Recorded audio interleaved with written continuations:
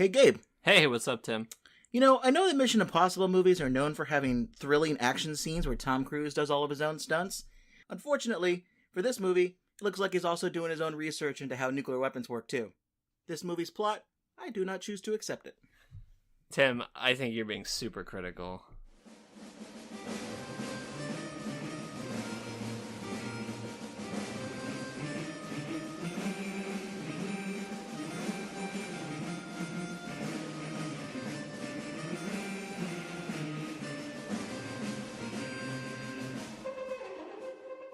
Welcome to another episode of the Super Critical Podcast, where we delve into the fun and oftentimes nonsensical way pop culture portrays nuclear weapons. My name is Tim Westmyer, someone who studies nuclear weapons and works on nuclear security for a living. I'm joined in the podcast studio by my co-host Gabe.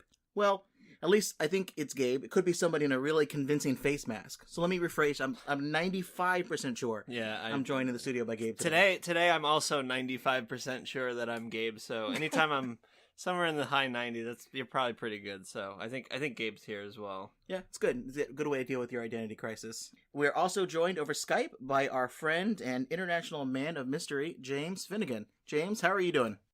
I'm doing great. I'm 100% sure that I am not in the studio, and I'm up in Cambridge, Massachusetts. All right, well, what are your qualifications to be on this podcast? Well, my qualifications is that I've listened to maybe 80 to 95% of supercritical podcasts, so I'm basically a pop culture nuclear fan. Weapons expert at this point. That's more than Gabe. I think that's great. And I'm a friend of Tim's, friend of Gabe's. Just like Tom Cruise jumping onto the landing skids of an Airbus AS350, I'm along for the ride. Oh, somebody did his research for the podcast. This That's is what great. we need. Yeah. This is what we need. All right, so we're here today to talk about Mission Impossible Fallout, the sixth movie in 20 years in the Mission Impossible franchise, the third to have plots about weapons of mass destruction, the second to feature a group of insane ideologists hell-bent on detonating nuclear weapons to, quote, save the world from itself, but at least it's the first one in the franchise to have someone drop an F-bomb in it. So that's pretty cool. That's pretty good. Yeah, I like that. So Gabe, James, let's talk about a little bit of background before we delve into Mission Impossible Fallout. You guys like the series? Have you seen all of the films, or what are you going into when we saw this movie? Gabe and I saw it last night. James, I think you saw it a couple weeks ago.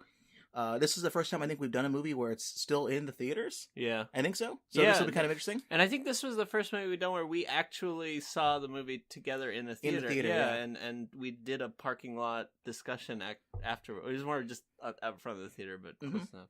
No, I came to the franchise very early. I saw that original movie in the 90s back when I was as a young lad. I really loved it. I thought that last scene with the train and the tunnel and the helicopter, I just loved it. Red light, green light. But actually have not seen, this is the first one I've seen since then. I tried to watch one of them on the plane. I forget, maybe Mission Impossible 3, and I was on a flight and it just wasn't working, and I changed to something else.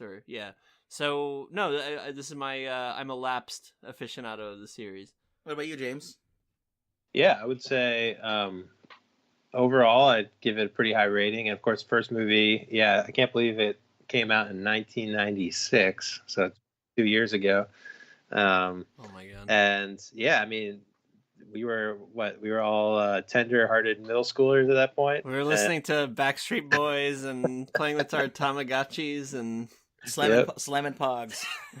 So what I remember of that movie was at the time, I saw it in theaters with my friends, and you just thought it was super cool, and there was all kinds of action and intrigue going on, but you didn't understand half of what the heck was going on. Yeah. So you had to rewatch it like 4 or 5 times before you sort of realized, oh, okay, Tom Cruise's character has already figured out that John Voight's the bad guy, but he's playing along, and he's doing all these like double blind foils to get to his objective at the end. So it was, that was a great movie. And then there were a few duds in the series, I would say, but they also had some great villains. They had Philip Seymour Hoffman. Yeah, Mission Impossible 3 was one of Joel and I's favorite films. Really? We saw that in the theater twice.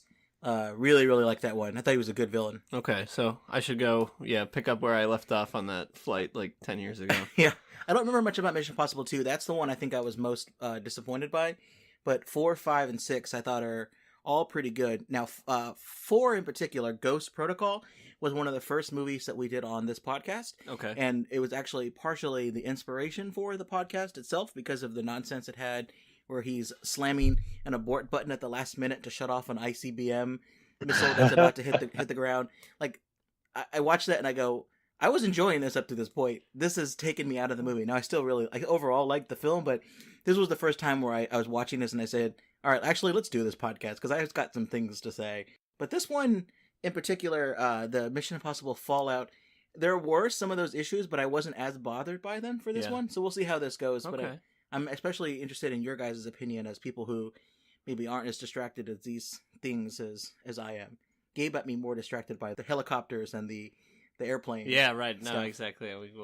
We'll talk about that. So this movie was released in July of 2018, directed by Christopher McQuarrie, who also directed Rogue Nation. I guess Rogue Nation is the direct prequel to this. The other ones have somewhat prequelish qualities to this one in terms of connections, but this is really a direct follow-on. Christopher McQuarrie also wrote Usual Suspects and a couple other half dozen Tom Cruise movies. People like this film. Overall, 97% of critics on Rotten Tomatoes scored it as pretty good. 89% of the fans like it. And it's made almost $749 million worldwide. That's a high. That's like Pixar territory Still of pretty Rotten good. Tomatoes. Yeah, no, that's it for a big blockbuster movie. That's a pretty high Rotten Tomatoes rating, I must say. Yeah, it's doing pretty good. So let's see how it holds up to our own scrutiny and our super critical focus. All right, so let's get through this. So we'll run through the plot of the movie, and as usual, spoiler warning, if you haven't seen this yet in the theater, probably recommend at least checking it out or reading the Wikipedia entry if you want to have some sort of suspension of spoilers before you get started. So I'll get started here, but then I'll really let Gabe and James run through the plot stuff because I'm going to talk about on the nuke end. So the movie starts with a nuclear detonation within 1 minute. So I think it really sets the stage for this film. You see Tom Cruise and his wife from the third movie, and he's going through his, I guess, a wedding vow type thing. They're exchanging vows, but it's clearly the villain from the fifth movie who's doing the ceremony. And the bomb goes off in the distance while everybody's smiling. Tom Cruise is freaking out and his face vaporizes and we see his skull. Do you, Ethan, take Julia to be your lawful wedded wife? I do. To have, to hold, to love, cherish, honor, and protect? I do. To shield from terrors known and unknown? To lie, to deceive, to live a double life? To fail to prevent her abduction, erase her identity, force her into hiding, take away all she has known. Stop. In a selfish, futile, fleeting Stop. attempt to escape your own true self. Please, stop. And Julia, do you choose to accept? Don't. I do. No. You should have killed me, Ethan.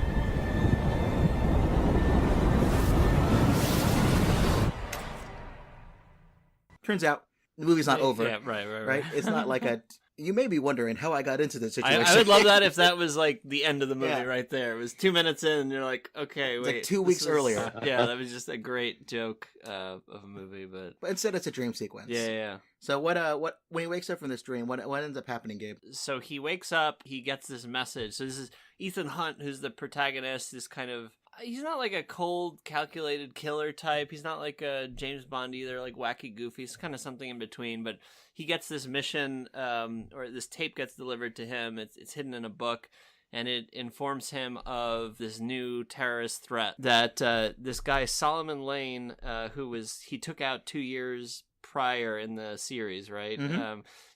Now there's some new threat where there are 3 plutonium cores that were stolen from a base in Russia somewhere by some Eastern European bad guys by this new syndicate terrorist group. Or is it new, or was it from the Well, previous? I think the Syndicate was what they called it in Rogue Nation. Okay. The movie, the last one.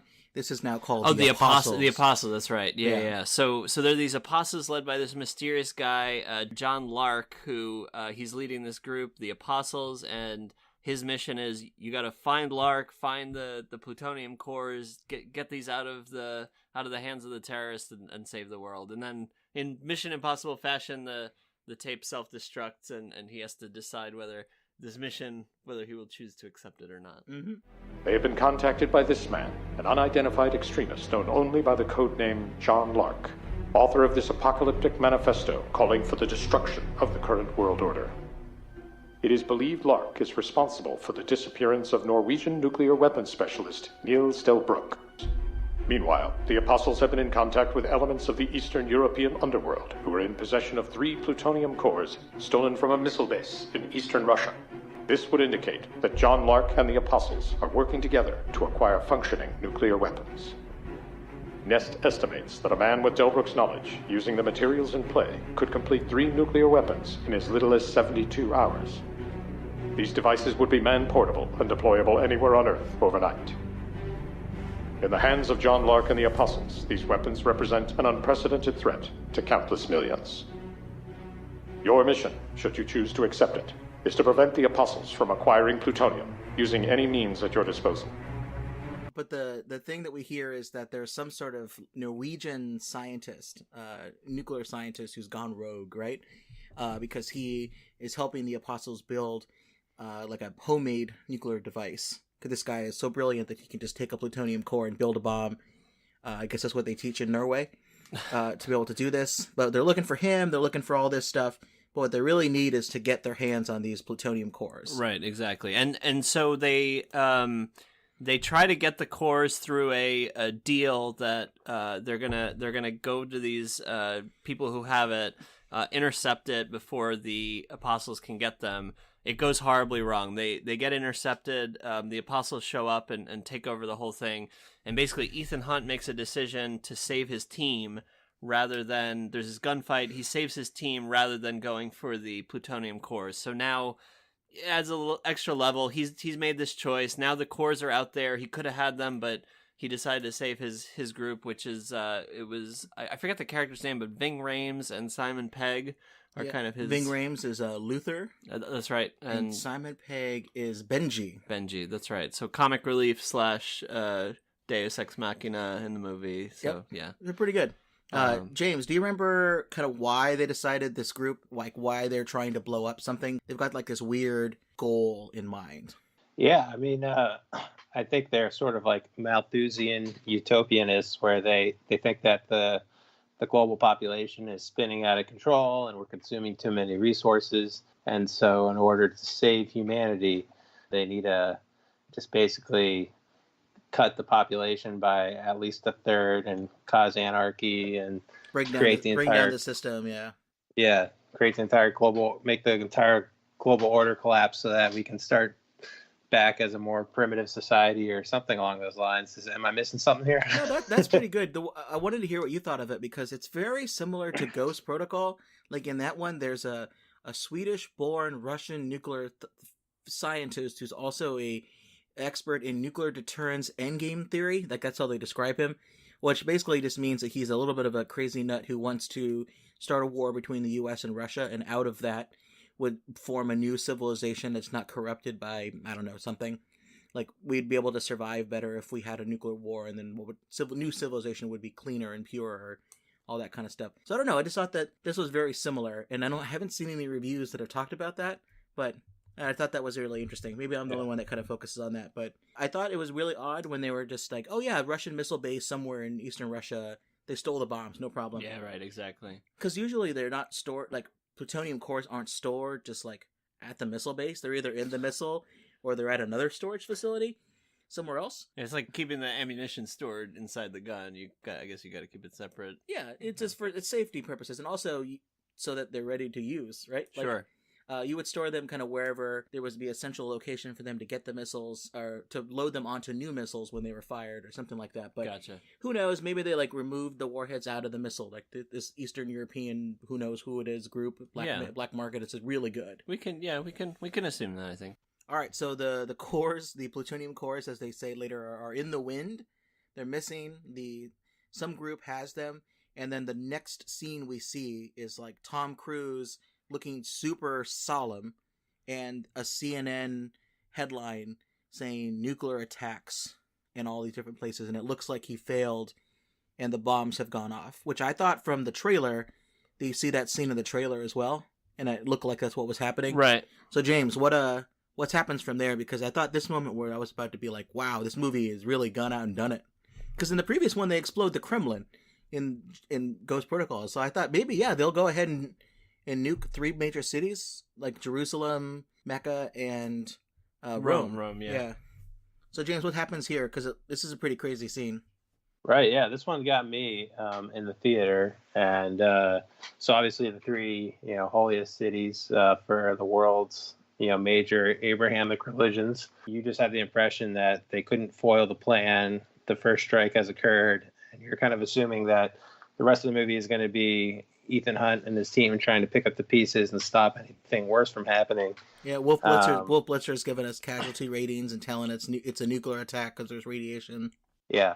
And so meanwhile, the physicist from Norway, Niels de Broek, is kind of feeling his oats, and he's super excited that this plan has come to fruition. And so he just starts spilling the beans and says, what his role was in the plot.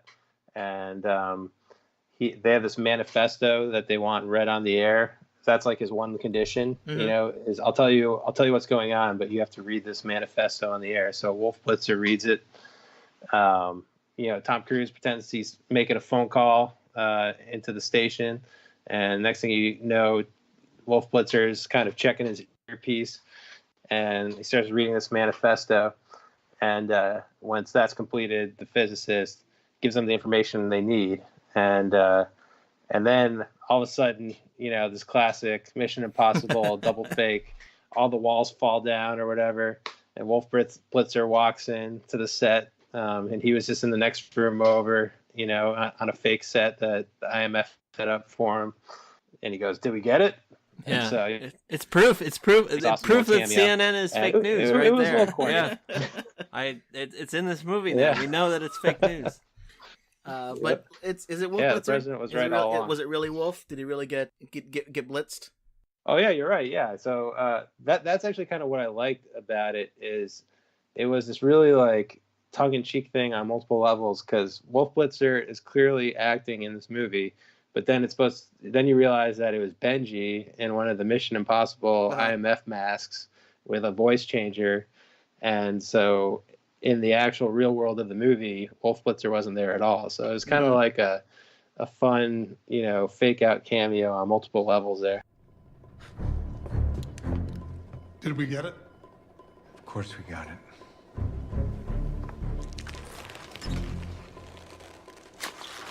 Told you we get it. I don't understand. The attacks didn't happen. What's done is done. When we say it's done. Gabe, you said it was fake news, but it also seems a bit like gotcha journalism. Yeah, since right. They tricked him. So I'll let Tom Cruise himself, in his own words, explain kind of why this scene played out like this. He says this in an interview with Hollywood Reporter. He says, "The idea came together in Fallout simply for the fact that I wanted the audience to experience for 1 minute what it would be like if the villain actually won. Yeah, you'll never feel that in these movies. All of these films, even Bond films, the doomsday scenarios never play out, and rightly so. The movie cannot recover from it, but I wanted to make the beginning of the movie all about Ethan's worst nightmares. I wanted the audience to experience them and let them off the hook once the movie actually started. That was my way of giving you a taste of what could happen." So, James, you said you fell for it. I definitely fell for it the first time. I actually, no, I had a feeling. When they were talking about this manifesto, it seemed very contrived the way they were talking about it. So I was like, there's something up here. Maybe I'm too paranoid about things, and I'm attuned to the double fake out. But Yeah. right. But anyway, so I thought that was interesting. So we learn about the bomb design from the information that James mentioned that we get from this guy's phone, because he unlocks the phone. I guess it's not like one of those iPhones that you said to put up to somebody's face, right? Or a thumbprint. He has to actually have a passcode and everything. So he puts the passcode in there. They get the information. They find out that there's this bomb, right? And you see the bomb, like, schematics multiple times, and it's always, like, taking itself apart and then putting itself back together. There's some place in the middle where the plutonium core goes, and it, like, snaps shut. Yeah. Like, I don't know how to describe it. Like, it closes like a claw on either side and, like, encompasses it. I thought that looked really wacky, but it probably makes a lot of sense. Like, it's visually interesting. It has nothing at all what an actual kind of bomb looks like, at least what is open in the open source. Looks like a double hydraulic press that kind of moves together. They say it's you got to realize though, nobody going to the movie is like, that's not an accurate description of. And that's okay. Yeah, because no one really. I mean, to me it looked fine. I'm like, sure. That's a that's a plutonium bomb. Sure. Hey, it's said to be, defense contractors and nuclear physicists go to the movies too. There we go. Especially in the DC area. I heard a few scoffs. They say it's a 5 megaton bomb, and now there's potentially up to 3 of them. I just want to point out right now, that's really impressive because the Russians don't deploy any warheads with yields higher than 800 kilotons, let alone 5 megatons. So that is a pretty damn good Norwegian scientist. I'm assuming 1,000 kilotons is 1 megaton? Yeah. Is that okay? All right. For the yeah, nuclear. Okay, cool. So they're doing pretty good there. So this number comes from Hans Christensen and Robert Norris, who are 2 great scholars on nuclear things. This is their like accounting of what nukes were in 2017 for the Russians. Sure. So maybe they got him somewhere. Maybe this Norwegian scientist found some incredible way to break physics and have new efficiencies with plutonium. But 5 megaton is big. If he had held on to the plutonium, we wouldn't be having this conversation. This team would be dead. Yes, they would. That's the job. So they know they have to go to Paris to meet up with this guy, Jean Larc, who's maybe running the show here. Yeah, so John... Yeah, I don't know who he looks like. Exactly, the mysterious terrorist. But there's one more setup. There's one more character we got to put in the movie. Important character. This guy, August Walker, who's this like loose cannon agent. CIA says to IMF, you guys really dropped the ball here. You dropped the plutonium ball.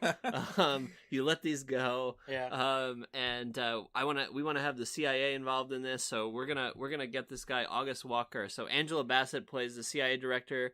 This is her man. August Walker is another played agent by Henry Cavill, who the guy who plays Superman. Exactly. Well, at least did up until fairly recently. I think he said he's not going to do it again. Yeah, and he has this like very nefarious looking mustache in this movie. Yeah, I thought the mustache was on point. Pretty good. Yeah, it was good, like villain, like Snidely Whiplash type, almost borderline. You kind of know. Spoiler alert.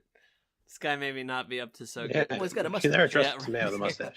Well, James has one of the most impressive beards I think I've ever seen on a person, let alone a international man of mystery. How did you feel about that? Well, actually, what interested me, I mean, obviously it did add to his villainous look there. What was interesting to me, which I hadn't realized because I'm not a huge Justice League guy, I haven't seen all Superman movies, but they were saying, I read it in an article recently, that the whole time he was playing Superman, he had that mustache. Apparently it's kind of his personal look, and they just CGI'd it out so they could have a clean shaven Superman.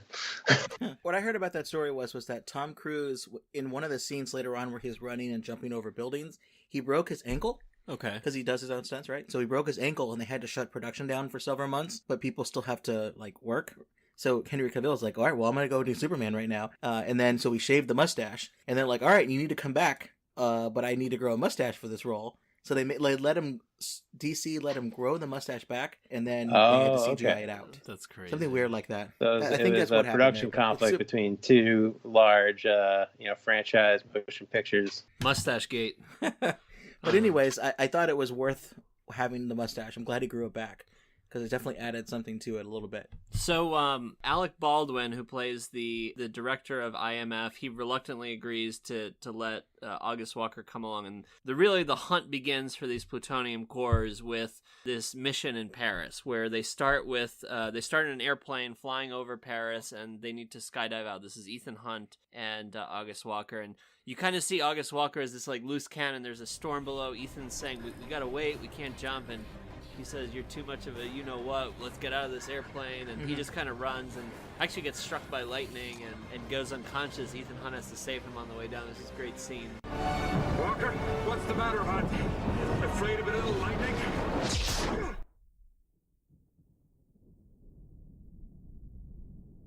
Yeah, I really like this scene. It kind of looks like a whole like one long shot. I don't know if it actually is, but it looks like one long shot, and I'm always impressed by films that do that really well, especially skydiving out of an airplane. Gabe, what did you think about the airplane truthfulness and accuracy in this film? I know. We'll do when we do these super critical angle of attack podcasts. No, but there was like this thing where he's like, there's no atmosphere up here. I'm like, no, there is atmosphere. It's just a little bit thinner. And then they like open the back of the plane. They're like, decompression now. And they open the back of the plane, and like you'd expect all the air to rush out if it was going to be decompressed, and nothing happens. And sorry, we'll stick to the nuclear nonsense, not the airplane nonsense. It also did look like they were just above the clouds, right? And then immediately yeah, they're well, out of that the was clouds. the other thing. How high altitude is that? They said they were at 25,000 feet. And they go through the thunderstorms, which are the thunderstorms. They clear the thunderstorms at around 20,000 feet, but thunderstorms are usually like a few thousand feet above the ground. They'll be really thick. They'll go from like 3,000 feet above the ground all the way up to 30,000 feet. So you'd be in this thunderstorm for literally the whole time you're skydiving. Like, there's really not much lightning up there. From an aviation weather standpoint, this one ground my gears a little bit. Would you say it shocked you? The scene. James, what do you think about that scene? I love that scene when they're skydiving down through the lightning storm. I literally like on the edge of my seat, gripping the sides of my seat. I thought that was obviously one of the great just short set pieces of the movie. I can only assume that all the photons emanating from the City of Light were kind of buffeting the thunderclouds up to higher altitudes. Oh, there we go. That's my pseudoscientific explanation. But yeah. So they land. Ethan saves John. Almost spoiled this. He saves August Walker. What else happens after this? Because they still have a mission to. So they get into this elite nightclub, which is being, in one way or another, kind of operated by the White Widow and her fairly inept, thuggish French siblings, and. Yeah, and she's played by Vanessa Yeah. Kirby, who's from The Crown. She's like the sister in The Crown. I guess it seems like it's a combination charity ball plus rave. Yeah, charity ball / rave / international weapons transfer. Yeah, she's like this social elite philanthropist, but is also apparently involved in. She's broking this transaction where the apostles are going to get the nuclear weapon at this party. The cores, yeah. Well, the fun thing is you mentioned the first movie.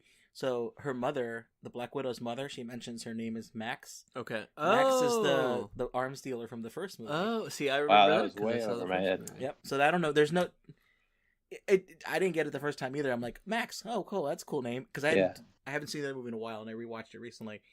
And I was like, oh, that sounds cool. They trying to track this guy who they think is John Lark because he has a RFID wristband, because that's what you need to get through security to go to the Black Widow party. They go to this bathroom because that's how they track the guy into it. I thought this fight scene was really cool when they think they find the guy. There's this fight scene in the bathroom, and it's like the bathroom's all white and everyone's wearing black, and the blood that's coming out is red. This was like one of the few scenes in the movie. I had a huge issue with the color grading in this movie. If you've watched a movie within the last like 20 years, they turn all the colors up. They'll turn it to like an orange and teal palette, color palette. You have to watch carefully. I might be ruining movies for everybody's listening, but like pay attention to this. And this movie was like such a bad offender. Every scene, everything in the background is teal, and like their whole like faces and everything are like orange, like they've been in a tanning bed. This is one of the few scenes in the movie I could enjoy because it was just white and black and red, and yeah, very like J.J. Abrams colors rather than this like orange and teal nonsense. It was a fun scene. There's like they're fighting in the bathroom with this guy that they think is John Lark, and at the end of the day, this woman Ilsa Faust, who I guess she's from one of the previous movies. I think she's from the last two. She's like the next love interest / like MI6 special agent. Right. Like they work together, him and her and Ethan Hunt and everything. But we think at the end of the last movie that she had gotten out, like she had no longer wanted to be a secret agent. Okay, she was going to leave the game. But now she's back in. Yeah. They pulled her back in. I love this fight scene. There's some fun jokes in there because one of the things that's great about these movies is that they come up with a really great, intricate plan, and then it always kind of falls apart, and they have to improvise. This one, they were going to scan John Lark's face and then like put on another one of those masks, and you're like, oh god, the fourth mask already, or whatever it is.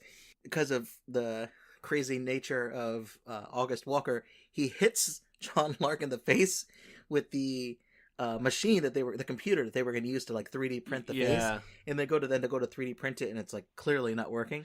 Well, and I think also it was implied that Ilsa comes into the bathroom fight scene to save the day. Like in the and face, right? shoots him because this. In the face, yeah. And shoots him in the face, and they're like, well, we can't scan his face anymore. He doesn't have one. I need a face to scan. I know. It's kind of like really... I always strikes me in these movies where they'll like brutally murder somebody, and everyone acts like nothing's... Like everything's They're trying to save the world, making Gabe. jokes. The ends justify the means. Come on, I get your PJ-13 sensibilities. I know. Sorry. I was aiming for his chest. Ethan has to pretend to be John Lark and hope that White Widow never met him. It works out pretty good for him, right? Like he earns her trust by saving her from some like either American or British agents that are trying to kill John Lark. No, it works out well because he's able to get her trust, but she says that she'll give him the cores, but what she needs is to have this terrorist Solomon Lane, who I guess was also from the previous movies. This is what the White Widow says. Yes, the White Widow says, I need you to give me him. And they come up with this elaborate plan where she says, you're gonna abduct him. He's gonna be in Paris, being transported from one prison facility to another. This is how you're gonna get him. And it's kind of a brutal plan. It involves killing a lot of people. Ethan kind of takes things into his own hands a little bit. He goes along. He says he goes along with the plan to capture him, but they do it their own way. Yeah, this is another one of these great, really long action sequences that I loved about this movie. So I recently was in Paris and London in April of this year, so a couple months ago, for like personal vacation, and this movie takes place pretty much in like London and Paris, pretty much almost right the areas we were staying. Oh, nice. And visiting. So it's really cool to see all this. And there's this great motorcycle chase scene where after they get Solomon Lane, the bad guy from the last movie, they get him and they put him in. They basically get him and give Benji's holding on to him, but Ethan Hunt still has to escape everything. And there's this really cool, beautiful like motorcycle chase scene through Paris, and they go around the Arc de Triomphe like the wrong way in traffic. And I had to go there because we went to go to visit, and I thought that traffic circle that was going around frightened me. Like there's no way I could ever drive that traffic circle. Even if I just couldn't do it. I was trying to picture a world where I would be able to handle that roundabout. I just couldn't do it. And he's doing it in a motorcycle going the other way. Obviously, it's a movie, but that was really cool. Another one of those like leaning forward in the movies. Yeah. This scene reminded me of the scene where they capture this guy Solomon Lane and Ethan Hunt's trying to escape. It reminded me of there was this old short film from I think the 70s or 80s. It's called C'était un Rendezvous. It's from it's basically this guy that he's in Paris at like 6 in the morning or some early time, and he drives this old car at like top speed, like above 80 miles per hour through the city of Paris. And there's this one scene where he drives like basically cutting people off through the Arc de Triomphe. You have to watch it, and that one's real, right? Yeah, no, that's real. This guy actually did that, and it's amazing. He didn't kill himself and many other people filming this movie. C'était un Rendezvous. It was really good, so it reminded me a lot of that. But Ethan is able to get away, and they do capture Solomon Lane, and they actually get one of the plutonium cores. It's giving us a down payment. Oh, that's right. And the great thing about that scene too is that's like the classic. Will the hero be compromised because he's in deep cover? And they're asking him to kill all these police officers, and he's at first you think he's going along, and you're like, oh, this is kind of, a little icky. Like Ethan Hunt's gonna kill all these innocent policemen just to break free Solomon Lane and achieve his mission. And then once it's all said and done, you realize that he's done another crazy, insane hoodwink to make sure he can get Solomon Lane and get away without killing any of the police officers. Yeah, and he's attacked by Elsa because she's there to kill Solomon Lane so that he doesn't fall into the hands of another government. So this is actually kind of interesting.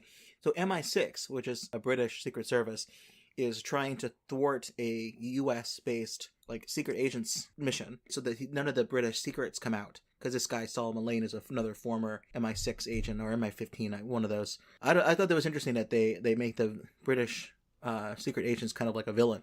Yeah, because she's kind of the foil. She's trying to hunt down this guy, and because they capture Solomon and she's shooting at him. It looks like she's trying to kill them, but she's actually just trying to kill Solomon Lane when they're driving him away in the car. But anyway, they get him, they capture him, bring him to this kind of secret dungeon area, and this is where things get a little bit interesting because so earlier in the movie, this guy August Walker, there's a scene where he's talking to the CIA director, and he's kind of saying, "This Ethan Hunt guy, I think he might be John Lark. He's all around the world. He has this cover, blah blah blah." And they get to this underground area where they're keeping Solomon Lane, and they say, okay, well, Agent August, the evil mustache guy, you're going to stay here and watch him. We're going to go out and get the rest of the plutonium. We're going to take Benji, give him a fake Solomon Lane mask. Okay. And then pretend like that's Solomon Lane and just turn him in, and hopefully they can get the plutonium that way. Exactly. When they leave Solomon Lane, or who you think is Solomon Lane, alone with August Walker, this gets complicated. August Walker reveals himself to actually be John Lark to Solomon Lane, saying our plan is afoot, blah blah blah. Is basically spilling all the beans, and then at the end he's kind of talking to himself and realizes, like, these guys use masks a lot. Mm-hmm. Is this the real Solomon Lane? And then Benji pulls off the mask, and actually he was confessing to Benji the whole time. Yeah, you have to have a code word you work out together. Exactly. You work with these people, like some sort of little secret back and forth, like a safe word, just so that you don't get tricked. Yeah, and the whole time, exactly. I was saying, so the whole time they've been piping the audio and video to Angela Bassett, who she sees all. She's the all-seeing Angela Bassett. And so she sends in the CIA thugs to pick up John Lark / August Walker and everybody, right? Like she doesn't trust anybody, so she's going to bring everybody in. I thought that was a really bold move on her part, because she's like, I don't trust any one of you to get the plutonium core. But like, it's still there and it's really close to being done. Yeah, this whole thing, I had issues with this movie. This whole thing was just kind of a little bit silly in that there's like these director level people. I mean, Alec Baldwin's character's there in the dungeon. He's the one who runs this IMF. He gets killed. Well, yeah. Well, so what happens is, so these CIA agents turn out to be, I guess, some of them were. Yeah. Yeah, some of them had their allegiance to John Lark, and they turn on them and basically kill the IMF guy. They take Solomon Lane. They free him. So John Lark and Solomon Lane, they escape. They're on the north side of the Thames River, which I think is where you were near Blackfriars. Yeah, that was the south side. Yeah. Okay. Yeah. So they escape. Ethan Hunt chases them down, and I thought it was a really fun chase scene. Yeah, it was. Everybody makes fun of how Tom Cruise runs. And this particular scene is about 15 minutes of him running. A lot of arm pumping. Yeah, because Luther injects both Lark and Ethan Hunt with this like radiation tracker or some sort of tracker, so they're able to track via satellite. Like, I love that scene. It's really funny too, because Benji's on like a laptop or a tablet, like saying, "All right, turn left, turn right," because he's got a map. He goes, "Oh wait, sorry, I flipped this upside down. I had the screen lock. Yeah, turn right. Yeah. And then he says, "All right, now jump." Oh wait, you're gonna jump out of a window on a 5th story building. Oh, I'm sorry, I had it in 2D. That was fun. It was like a lighthearted moment. And this is where Tom Cruise breaks his foot, and that's why they had to, when he like jumps across, they still use the take where he breaks his foot, because if you like pause it, you can really see his foot like cracking. Oh Jesus. Yeah. Anyway, I thought that was kind of cool. All right, so we finally, after this really long chase scene, Walker and Ethan Hunt are in the same like elevator shaft. Yeah, they escape. So they cross Blackfriars, they cross Blackfriars, they go to the south side of the Thames to the Tate Modern. There's this tower at the Tate Modern. John Lark takes this elevator up, and Ethan Hunt, in typical fashion, he jumps on the bottom of the elevator, and they're riding this elevator up. He's trying to chase him, and basically Lark has the opportunity to kill him there, but he doesn't, because he hands Ethan a picture of his ex-wife and says, "We have her. You kill me, we'll kill her. Let me go. We want to see you lose everything that you love." Yeah, so... like apparently this is the mission, is to not only blow up 2 nuclear bombs somewhere, but that Ethan loses something and he sees it. I guess Solomon Lane really hates Ethan Hunt for catching him. Yep. But yeah, so we find out, because of the fact that there's this proliferation of trackers. Everybody's been tracked, everybody in this movie. Solomon Lane has a tracker in his neck that was like delayed, so no one could know it was there before it was activated. We find out that they're on their way to Kashmir, which is a disputed area. It's technically administered by India, but it's a disputed territory between India and Pakistan. They refer to it as on the border of Pakistan and China, which is technically true, but I thought it was kind of interesting why they didn't say India, Pakistan there. But anyways, so they know that they're on their way there, and that was interesting because we find out at the beginning of the movie that the apostles had forced an outbreak of smallpox in that exact area. So they're still unclear about why that's the case. And it turns out that Ethan's wife, who his name's Julie or Julia, she is now with kind of like a Doctors Without Borders place. That's her new identity. And they got sent there by the apostles after this outbreak, which the apostles started, so that she would be there when the bombs went off. Exactly. Sinister. What's the deal? Why are you detonating nuclear weapons in this remote part of the world? I really don't know. James, you know this one a little better than I do. Why do they pick this place out of all the cities and stuff around the world? Yeah, why not New York or Shanghai or In the movie, if you think about it in Hollywood terms, it kind of makes sense. They claim that this is a giant glacier in this heavily populated part of the world. Yeah, the Xiachen Glacier. Which is a real glacier, and apparently it is the second longest glacier in non-polar Earth. It's here kind of in this Himalayan, Karakoram area, Indus River Valley, Pakistan and India right next to each other, heavily populated. So there's a certain amount of truth to that. But it feeds into the Indus River, which is funny. When I was at my previous job working at George Washington University, which is where you guys met, but I worked there a couple years ago doing research. One of the projects I left when I was moved to my new job was on water basin management and conflict resolution around the Indus River. Oh, really? So I thought this movie was why are you writing this movie for me, filmmakers? Why are you doing this? Yeah. So they're going to detonate these bombs and vaporize part of the glacier and, in theory, set off this cataclysmic flood. And also the radiation from the bombs, I guess, is going to permeate the water supply. And so you're going to have, billions of people, I guess. They say India, Pakistan, and China, either they're going to, their water supply is going to be ruined and there's going to be drought, or they're going to die in the flood. And so they claim that this is going to wipe out a third of the world population. But I just don't buy that. And, this would be an awful attack. I'm not trying to downplay. This is a nefarious plot for sure. Yeah, sure.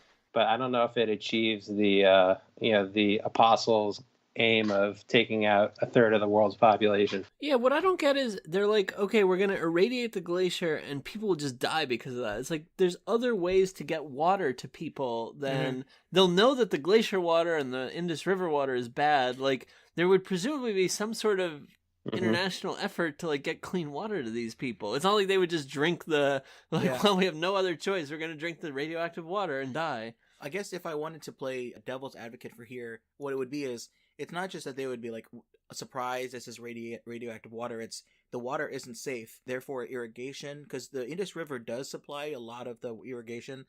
And there's potential for the crops and stuff. Yeah, there's really a big issue right now where China is going out and damming a lot of the parts of the river and diverting the Indus River into, they all call it different things, called the Brahmaputra, or it's totally not how you pronounce it, but that's what they call it in India, and it's got a couple different places and outlets. So that particular glacier is a major vein into the Indus River, but it's not the only one. It gets drawn from a bunch of different places in the Himalayas. But China is diverting a lot of water because it is desert, but they want people to move there and have farmland, so they're trying to irrigate it. Okay. A lot of Pakistan and India farmland, which provides the food for the country, a lot of those farmlands are along the Indus River.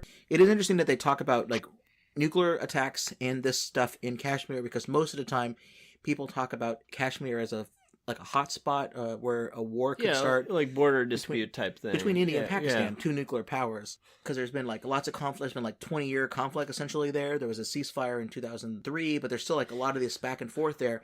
But the movie changes it there. So yeah, and what I like about it is that in a lot of movies the consequence of detonating a nuclear weapon is that a lot of people are going to die, and so in the blast. Yeah. Right, exactly. Here, actually, the bigger consequence when you're watching it is more about Ethan and all his cared loved ones dying. So as we said, his wife is at this camp. This woman Ilsa, his other love interest, is also at this camp. helping them. Luther and Benji, the two people he cares about. So, and we find out actually the way this is working is that the two bombs that are there, they're kind of connected together. So you kind of have to defuse both of them at the same time. And there's this like solution that Benji figures out where if you do it just right and do it at the same time, you have to get the arming trigger key. You unplug the arming key from like a walkie-talkie, and then that will short it out so that therefore you could actually disarm, like, cut the wire at the exact same time on both bombs. It's pretty complicated. It's complicated, but I think the bottom line was that I wasn't watching this thinking like, oh, I hope this doesn't happen because I don't want the glacier to be irradiated. I'm saying I hope this doesn't happen because like all these people that Ethan cares about are there, and also I want to see the bad guy not succeed. You know, so. It was a little bit different for me. It was nice, a little bit of a change, which was good. Well, James, what do you think about this? So, because I think Gabe is definitely right that's an interesting twist to this. But a really good way of like making Ethan Hunt sad that all of his friends and family die is like just killing his friends and family because they know where she is, and just being like videotaping it and saying like, "Oh, here, by the way, we know where you all are at all times," and then just killing them. I don't know why it has to be this elaborate bomb setup.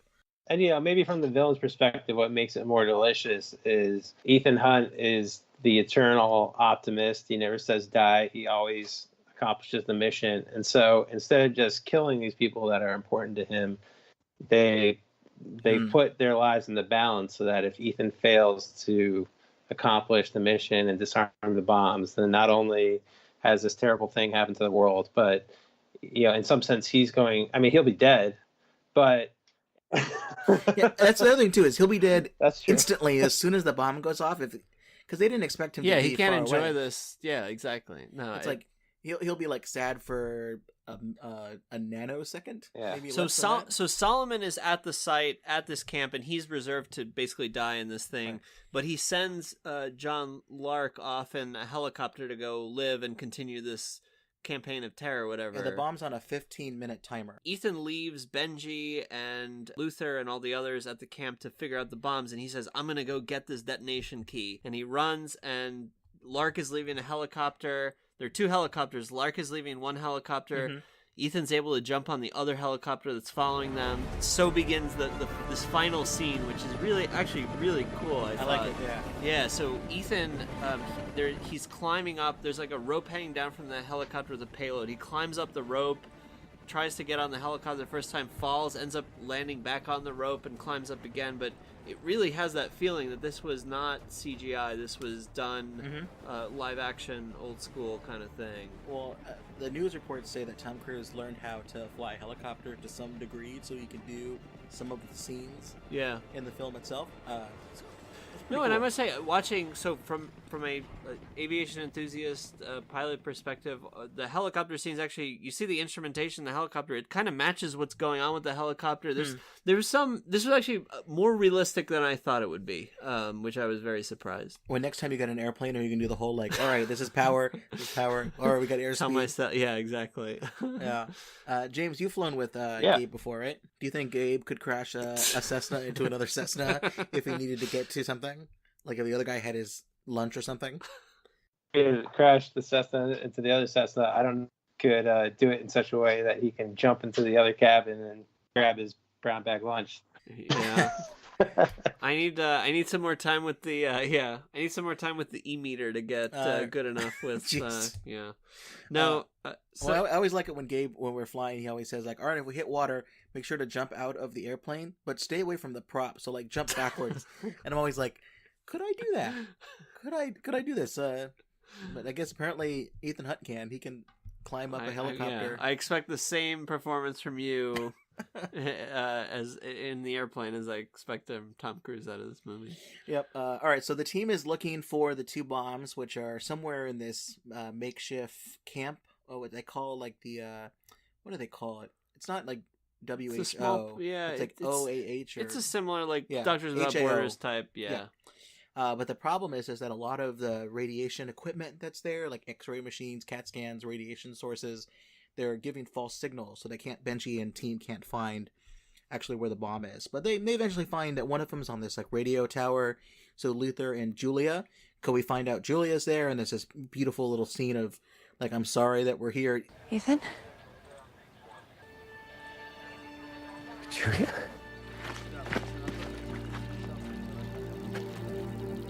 Okay. And she's there with her new husband. Weird casting on him. He looked villainous too because of his weird villain eyebrows. He looked like an evil Jake Gyllenhaal. Yeah, he had an evil smile the entire time, which I think was meant to be like, oh, this is a good guy. But I wonder if he'll be in the next movie. I don't know. Julia comes and helps Luther cut the wires and everything, and then there's a big fight scene between Solomon Lane, which we don't really get into, and Benji and Ilsa. But they find the 2 bombs. They get it pretty much dismantled. But the only thing they need, right, is that they don't know whether or not that red button, which I thought was funny. It's like a red button which normally pushes the start thing, so they have to pull that out. So it's like a red button fuse on this walkie-talkie. If they pull it out, then they can cut the wires at the same time because the countdown started. Exactly. But they don't know if Ethan has done it because they're out of radio distance. Yeah, right. So they're trusting. Ethan says, "Trust me, I'll get the detonation key. Don't worry." But clearly, if you don't know, if you're not talking to him, you'd wait until the last possible second. So they're waiting until the countdown gets to the end, basically, to they agree give on him 1 as much, second left. Yeah, to give him enough time. And meanwhile, Ethan's there. He takes command of the helicopter he was climbing on. He ends up crashing that helicopter into the helicopter that John Lark is in. Lark is shooting at him and can't get him to. Well, he hits the engine. Ethan's helicopter is damaged, but he crashes the helicopter into the other one. They both land on this glacier and very fisticuffs again. Yes, typical movie style. The wreckage goes to the end of a cliff, and they're battling at the edge of this cliff. And there's this fight scene in the helicopter that Lark is in. It looks like oil or hydraulic fluid sprays all over his face and like horribly disfigures half his face. Call back to Batman. Two-Face and all that. And Ethan ends up finally throwing him off the cliff, killing John Lark. So and then we see our 2 other groups of heroes. They cut the wire, and then Ethan, come in. Benji, how do we know if he's going to be? We're out of time. We just have to hope he has it. Okay, we're ready. All right, stand by. 3, 2. there's like a white flash on the screen. Yeah. And James, I don't know, you want to describe this last scene? Because they try one more time. Did the bomb go off? Sure, yeah. Can't So tell. you're made to understand that, oh no, it's too late. It went white, which kind of expresses the flash of a nuclear detonation. And then it fades back out of white. And I can't remember what's the first frame you see. Is it Tom Cruise lying on the cliff, or is it the guys at the camp? We see a scene where he's like hanging off the side of the cliff, which is, I think, a callback to Mission Impossible 2, where you first see him and he's like climbing a cliff for no real reason. You see what looks like a bomb, like flash, like a mushroom cloud starting to form over the horizon, but it's the sunset. That's right, yeah. And then we see, I think, Benji's face. Yeah, and it's like, oh, they're okay. saved. Yeah. So one more fake out. Yeah, and then happy ending. Movie's over. All the good people live. Lark is dead. Solomon Lane, he gets transferred over to the this broker, the White Widow, who's going to give him the British. Which then, I guess, in turn secures Elsa Faust's freedom because they've returned Solomon Lane. I guess so. I thought, hopefully, we'll see. She seemed like she was out of that the last movie, but yeah. And then it ends with Ethan Hunt being treated by his ex-wife and creepy doctor dude, and he's in so much pain that he can barely laugh. It was a funny way of ending it because he has broken ribs, right? Yeah. And he says, "Don't make me laugh," and that's the last line of the movie. How close were we? The usual. Usual. Please don't make me laugh. That should have been the tagline on the poster. Don't make me laugh. Throwing a little bit of commentary here is the one thing I liked about this movie was all the allusions to the previous movies, and they weren't just Easter eggs. They were kind of like interweaving characters. Like the White Widow is the daughter of Max from the first movie. And like you mentioned, he's hanging off the cliff at the very end, like he was in the second movie. And then you have all these characters. You have his ex-wife who he saves from Philip Seymour Hoffman's character, and all these things that like every time you sit down to watch a new installment, you're kind of maybe in the back of your head saying, "Hey, what happened to like his wife? You know, what happened there? Like she's just not sure.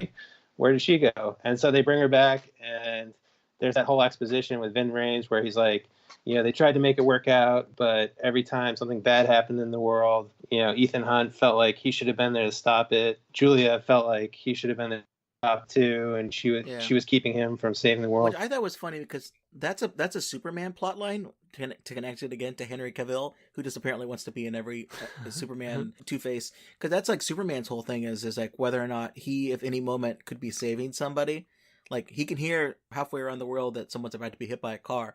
But if he's going to have, like, dinner, lunch, if he's going to go to Chipotle with Lois Lane, he's like, do I do that and have the guilt of someone dying? Or do I live my life? That would suck being a superhero. Like, every minute that you're not saving people's lives, you're like, well, I can't enjoy this at all. Every episode of TV I watch is like 1,000 lives or something. I should go out. Well, there is an element to a bit of sadness to Ethan Hunt's life, living in Belfast in this safe house, and he's just sleeping, having nightmares the whole time. Yeah. And he's like a machine that you just turn on whenever you need him to go do something, and he literally can't have a life outside of this world, otherwise he freaks out.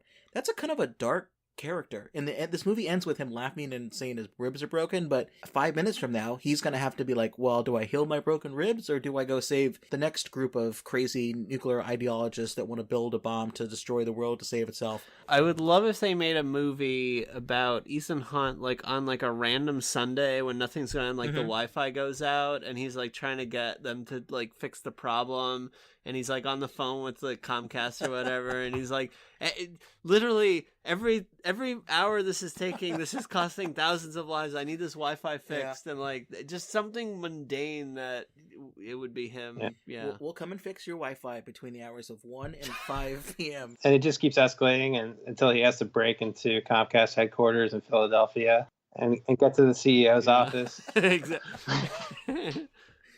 Yep. Switch out some sort of chip. Yeah. In case you're wondering, Comcast does not sponsor this program. These are not. They never will, it sounds like. All right, so that's, I think, a pretty fun discussion of the plot for the movie, but that's not what we're here for, right? We're here to listen to you complain about all the bad nuclear nonsense. And to hear you tell me why this doesn't matter because it's not that kind of movie. And I appreciate that because it helps me keep my head clear. All right, first off, tell us about these plutonium core. I mean, as somebody who has no idea, as I said, when I saw that schematic of the bomb, I'm like, okay, this is reasonable. Basketball-sized cores, you put it in, the bomb goes. Is this any bearing in reality? So these plutonium cores, what they look like in the film are like fully enclosed core, meaning like the thing you put into like a weapon, or whether it's a warhead or a nuclear bomb that you drop or inside of a missile, that kind of stuff. And in the movie, it looks like a big silver metal ball. It looks like two hemispheres welded together, or at least a ball that got welded around. Yeah. It's about the size of a cantaloupe. And in the movie, it has writing on the side that says C, as in cat, CC 699. What would C be for NATO? Charlie. So Charlie 699. Niner. Thanks. Thank you. So I don't really know exactly what they're trying to say, but what it looks like to me is it's the outer casing is probably what they refer to as a tamper. What they're holding in their hand is not just a block of plutonium.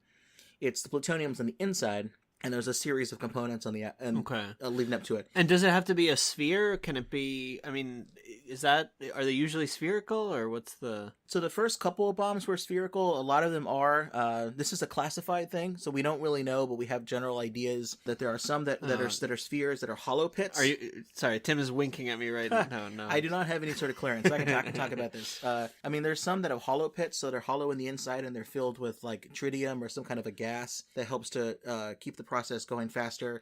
They're levitated cores, so there's like a gap between the outer shell and the plutonium on the inside. Sometimes it's filled with uranium, sometimes it's filled with the conventional explosives that are on the outside of the plutonium piece itself, because the whole idea with plutonium is that it's stored in what's called a subcritical assembly or configuration. So it's of the size that it is. you can't have a supercritical reaction. There's a conventional explosion that pushes all of that stuff and compresses it from the size of a cantaloupe to like the size of a golf ball in an instant. And when you do that, then you now have that reduced amount of space where neutrons can actually fire quicker and cause a supercritical reaction. So whatever bomb you have, this is, if it's plutonium core, it's an implosion bomb, meaning you cause this explosion, it has to be perfect. It can't be like more explosives on one side of the bomb if it's a sphere, because then everything gets misshaped and you get a fizzle, or you don't get the right efficiency you need. There's something going on there in that bomb that compresses that sphere into a smaller ball, like a golf ball size, and then that's what causes the reaction. There's also elongated linear explosions, so like they're kind of more like an oval, and the conventional explosives just kind of shape everything together in a different pattern. There's different styles depending on what you need. The more lighter weapons, on like a MIRV missile that has a multiple warheads on it, one missile can fire 10 or so warheads. Those tend to be lighter in terms of weight, and those are the elongated linear shapes. But that's like really complex. But the idea is that there are these spheres that have plutonium in them. They're fairly safe to hold unless they're damaged and broken. They would be warm to the touch, but not searing, because they are being heated by a nuclear reaction. But it's generally safe to hold because plutonium-239 tends to release mostly alpha particles, and alpha radiation can be blocked by your dead skin or any other parts of your body. Okay. They can be blocked by a sheet of paper. They tend to be fine. The bigger issue is if you inhale it, like if you breathe it like a dust form, or if you ingest it. That's where it gets pretty nasty. There are other elements that you have to worry about, but plutonium itself mostly produces alpha particles. It's detectable, but that's not really something you have to worry about. So it's generally okay to hold it. What I thought was interesting was, why is there this writing on here that's, Charlie Charlie 6909er?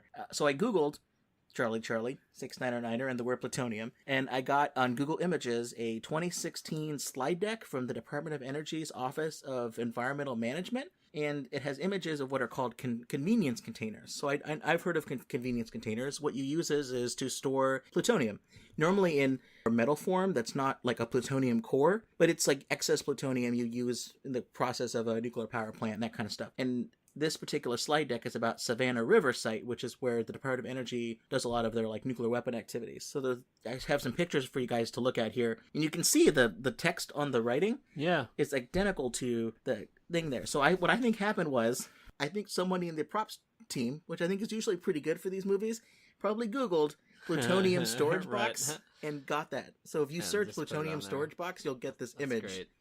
That pops up. I don't know if that's where it happened, but I thought that was kind of interesting, because why have that writing on there at all? Have you ever thought about becoming a consultant to these movies? Well, when I was in... Is that what the end game of this podcast is? No, because none of this stuff matters, right? James, when you watch a movie like this, do you care about this kind of accuracy? Like any movies that you watch where you have certain things that you are more knowledgeable about that irritate you, or? Well, no, I mean, I think, as the pedestrian viewer, you just want it to look plausible. And what's interesting is, it's kind of just like out in the ether. Like people have seen images of military, whatever, like equipment or vehicles, that what I like is, in this particular case, the imprint on the cylinder, they obviously lifted that like the exact letters, basically tried to copy the font as close as they could. And then they were like, well, we got to make this look a little bit cooler, so let's make it a spheroid. And but like, as a viewer, you're just looking at that and you're like, okay, it's got some kind of serial number there, and it's a shiny, dense-looking ball. Like, I'm gonna buy that. That looks like a plutonium core. Well, I found in doing as many of these movies as we have that a lot of the times when people write screenplays or the props department builds something, they aren't trying to hearken to reality and accurate depictions. They're hearkening to another movie or film so that it speaks or some the same like conception, language. Some conception of what you think this would look like. And that's the goal of most of these skilled screenwriters and directors and prop makers. They're trying to evoke a reaction out of the film viewer, not trying to get to tickle my fancy in terms of the accuracy. Well, in your case, they've elicited a super critical reaction. But, exactly. Yeah. But in the movie, it looks like most of the time these smaller plutonium cores are closer to like 3.5 inches in diameter. At least they are in the open source that we know about, what's called a demon core configuration, like literally a demon core, and it got that name, and I'll tell you why, like from nefarious tragic incidents. But this movie just larger.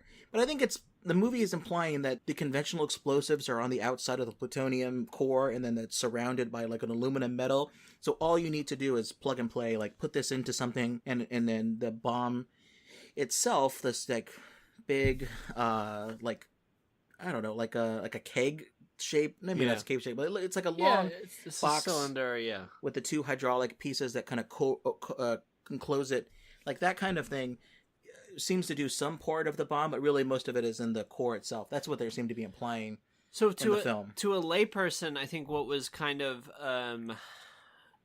confusing, alarming, whatever, is how casually the characters in the movie are just touching this thing, and like there's one part where Benji's touching it with like a little beryllium rod to check for the reaction, and there's another. They're just kind of handing this around as if it's nothing big, and you'd think like, Jesus, there's a lot of like radiation coming out of this. Shouldn't you handle that more carefully? Is that how they'd handle this stuff? Or I think it'd generally be okay to handle a plutonium core that's not that's like configured correctly. It's not stored. Okay. It's not in a supercritical state, so it's undergoing spontaneous fission, but it's not like going crazy to the point where it's producing damaging radiation.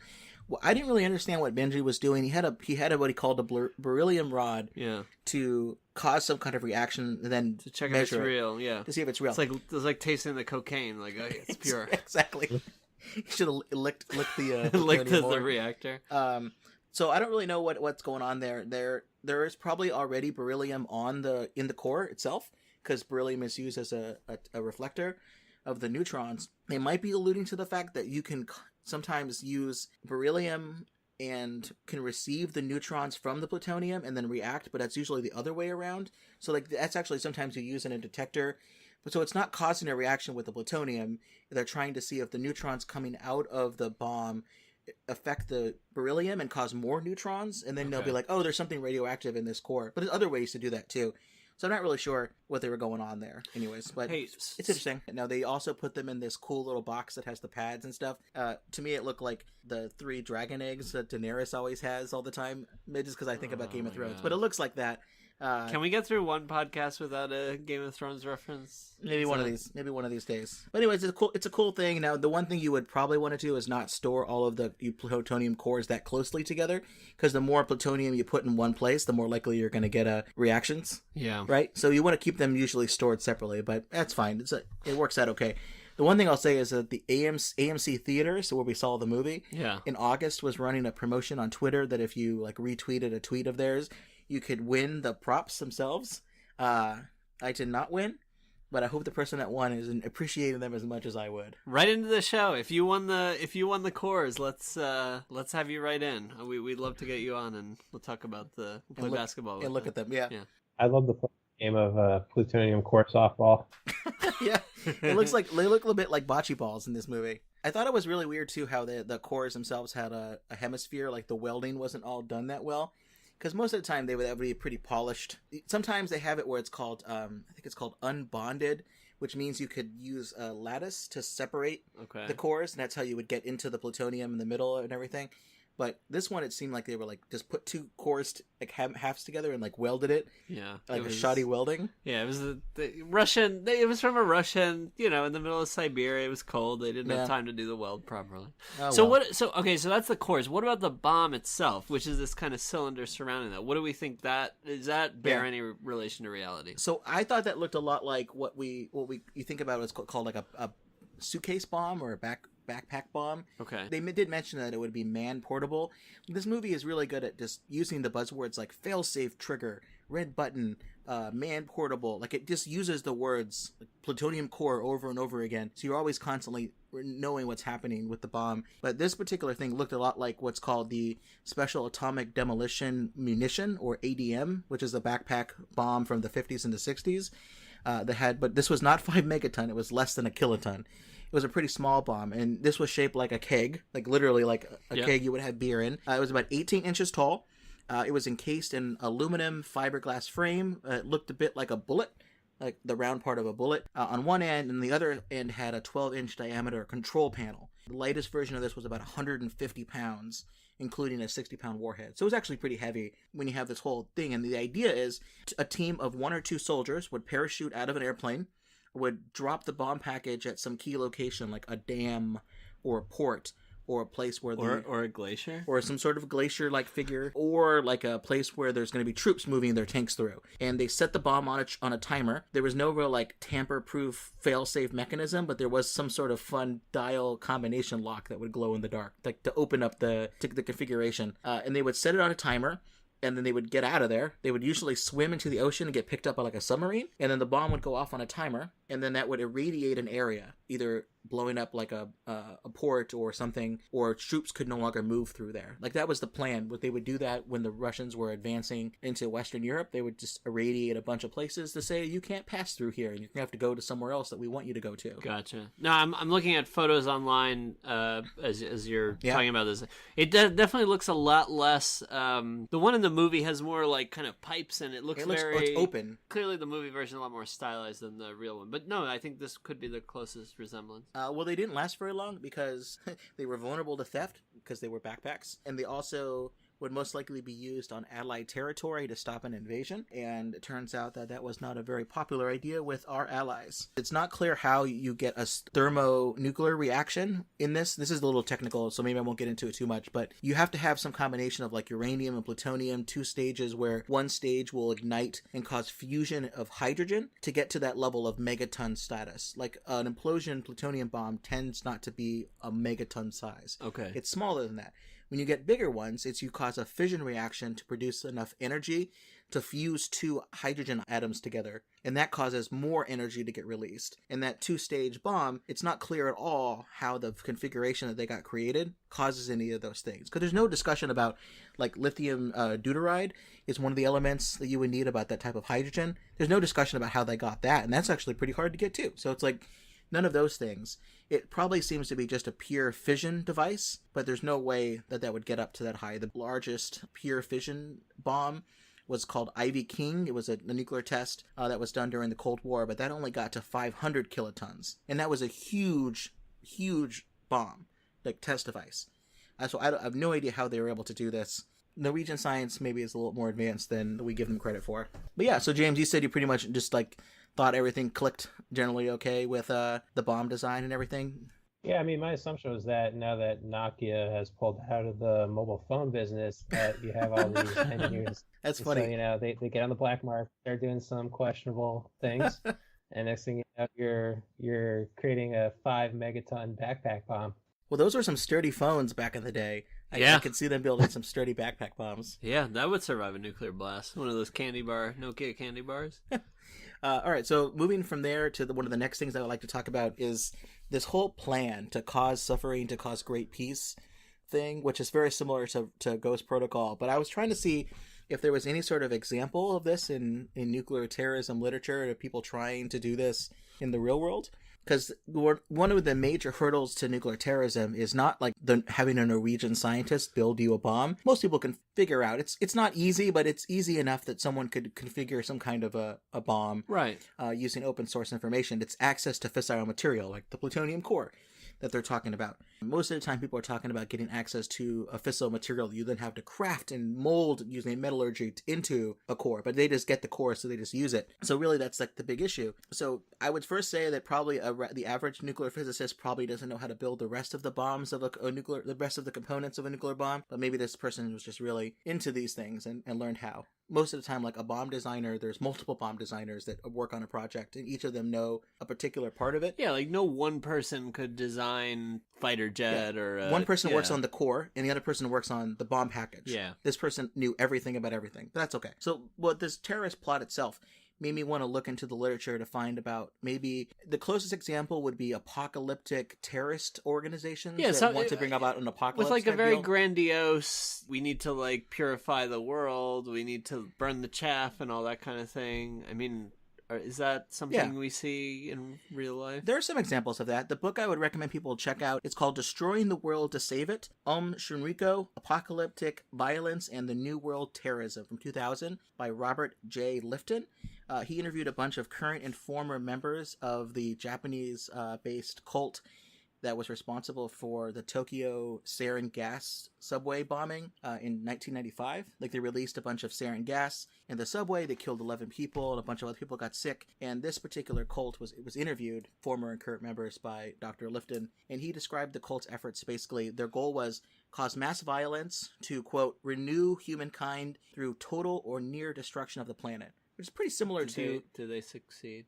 I think we're okay right now, but they did succeed in the... I don't feel very attack. renewed right now, yeah. so yeah, no. Well, their goal, their leader, Shoko Asahara, he read the Book of Revelations and the Christian Bible and other religious texts, and much like Charlie Manson and the Beatles situation, he interpreted them that said that his goal would be to start the apocalypse, and that will save everybody. He really wanted to go out and buy weapons from Russia, nuclear weapons, and use them to start World War III between Japan and the United States. Because it's the 90s, right? We're not as much friends with Japan as we were. I guess that's more like an 80s thing, but that's where he grew up. The idea would be that they would cause the end of the world, like end times, breakdown of civilization. His followers would be superhumans that would survive the all-out nuclear war living in bunkers. According to the cult leader, he would survive, and then they would all gain, like, enlightenment, essentially. And the roots of this idea, according to a book called The Cult at the End of the World by David Kaplan and Andrew Marshall, this particular scenario of, like, nuking the world, causing rebirth of civilization, came from something that this cult leader read in science fiction novels by Isaac Asimov called The Foundation Trilogy, and or another book called Nuclear Terrorism, The Ultimate Preventable Catastrophe by Graham Allison, describes some of the cult leaders' efforts to acquire nuclear weapons, and I thought this was kind of interesting because it compares to how we see the movie play out. Some of these people used the construction minister of this cult, like they had a bunch of different people working on the cult, and one of them was their construction minister. I like that. Yep. Yeah, every cult needs a good construction minister. He made multiple trips to Russia in 1992, and they had, weirdly enough, like 3 times as many members in Russia of the cult than they did in Japan. They recruited physicists and engineers from Khrushchev Institute and the Moscow University and other universities in Japan. They had a pricing memo, which we're not sure whether or not it meant how much they were willing to pay or how much the Russians told them the bombs would be worth, but they said that it would be $15 million to get a handful of nuclear weapons. That's what this document that they have. And this would not be a big deal, because this cult had an annual income of more than $1 billion. Oh, wow. They purchased property in Australia to buy uranium deposits. They bought a laser system in the United States that could be used to measure spherical surfaces of fission cores. So they had this weird haphazard, like, all right, we're going to try to do this. All right, we can't buy it. Well, then let's try to get uranium and enrich it ourselves. Really complicated tasks, but they tried their best to kind of go about that's and not, purchase a that's bomb. nuts that somebody actually was trying to do this. I mean, even though they obviously failed, but just to have that same idea, I mean, that's pretty crazy, I must say. Theirs was a little more plausible, that we're just going to attack cities, not this, like, we're going to attack a glacier, which... Yeah, radiate the water. That for me, I just didn't, I did not buy into that. And like I said, as a storytelling device, it brought it more to caring about the characters, but I just didn't follow how that was going to kill 1/3 of the Earth's population instantly. Yeah, James was pretty pessimistic about that plan as well. I would say that, like, it would be bad if they irradiated water, whatever. But it's kind of unclear what you mean by irradiate water, because water molecules themselves don't become irradiated. But you could have radioactive particles in the water that's like debris or something. But it would be pretty bad because drinking water with radioactive isotopes increases the rate of thyroid cancer and other illnesses. So it would be an issue. But I would say that this has been debated a little bit. Like, could you use nuclear weapons to irradiate the enemy's water supply?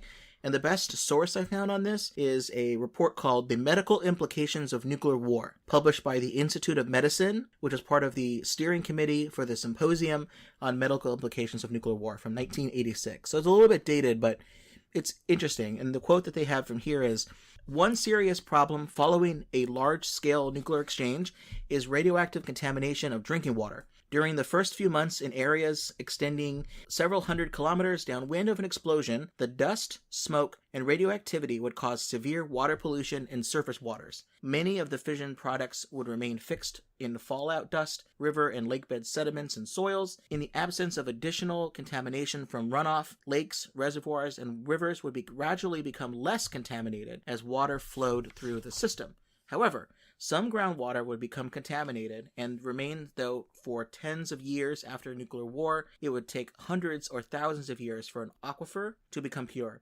Doses from drinking this water would be small, but nonetheless possibly above current water safety standards. I think I interpret this to be that it would be bad for a while, but most of the time when you have a river, through the process of a river like filtering water, which it does anyways, it would likely filter a lot of that out by the time it got to the point where people would be using it for irrigation. Right. I think that's kind of how I would see it. And there's also other ways to deal with irradiated water sources. You can filter water, radioactive particles out of water. You can't really boil or use chemical defection because that doesn't remove the water particles themselves. You would need some kind of like activated charcoal filtration system, reverse osmosis, water filtration, different ways to get out the isotopes. Is my Brita picture? I mean, that's kind of the process that it uses, just on a larger scale. Now, one thing that a lot of like survivalist pamphlets and how you survive a nuclear war kind of things, they always have plans of how you can build an earth filter using essentially it's like a bucket that you put layers of between like silt and rocks and dirt, and then you have holes at the bottom of the bucket that drain into like another thing where the water would go to, and you pour the water into the top.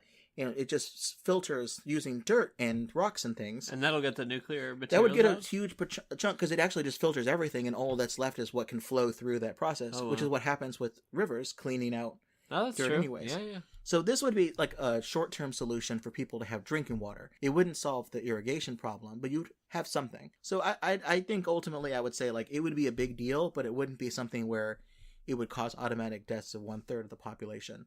So the other thing too in the movie that was strange is they seemed to be far from the glacier. They weren't like right on the glacier when they were going to set this missile or this bomb off. Were they close enough to kind of destroy it or irradiate it, I should say? So this is where I think they needed to have a 5 megaton bomb. Otherwise, none of the type of yields that you would get in the average Russian weapon that you could steal would be near close at all. So I used Nuke Map, right? Our tool developed by Alex Wellerstein at Stevens Institute of Technology, which you can go on and plug in a bomb size and whether it's an air burst or a ground burst and where you want it to go off, and you can see where the casualties and the implications would be. Using Nuke Map, I put a bomb based of where that glacier is, kind of where the map is that you see in the movie, and I put a 5 megaton ground burst. And according to this, there would be a crater of about 1,080 feet, a fireball radius of 1.5 miles, and an air blast of about 20 psi, which is enough to knock over concrete buildings, out to about 2.3 miles. I think that's why they decided to go with a 5 megaton bomb instead of the more realistic like 300 kilotons. Yeah. So it would damage something. It would be like a big area, but I don't know if it's nearly big enough for the type of damage that they're talking about still. What's strange though is why would they write in needing, like if they went through this analysis and wrote in needing the bigger bomb, why not just write in that they set the bomb off, a normal sized bomb on the glacier, right? It's not like there are other people in this part of the world that would be like suspicious about this kind of thing. Well, most people don't actually, according to the things I found, there aren't villages that actually are on the glacier. Okay. But there must be one close by, like right next to it. There's like an Indian military camp, and then 10 miles some south of there's a small village. And you don't need a village, you just need to get there. You could just take a helicopter there and just drop the bomb on the glacier. But then do you get the stupid elaborate plot? You just solve that by just killing them on camera, as you said, and right. This is just needlessly complicated. It's very complicated, and one more thing I'll add here is that don't think that if you have 2 5 megaton bombs go off at the exact same time, then you get a 10 megaton bomb. They're going to have to time that so perfectly, because if one bomb goes off a fraction earlier than the other one, what you get is a bomb that goes off that destroys another thing before it has a chance to explode. Like if you use, that's what's called fratricide. Like you have to, if you're a nuclear targeter and you want to have 2 nuclear bombs hit a city, or say a bunker because you want to make sure you definitely destroy this missile silo or something, you have to have one explosion happen and then wait for the bomb to stop and then do another one. You can't just have 2 go off at the exact same time. Anyways, I thought that was an interesting way of looking at it. James, when you were gripping your seat during this helicopter fight, did you think of any of this kind of stuff? Yeah, so I think that was the impression I had too, that I thought the main goal here, based on what they were saying in the movie, was that they were going to try to melt a ton of water or radiate a ton of water. Like you said, they're in this village kind of at the foot of the glacier.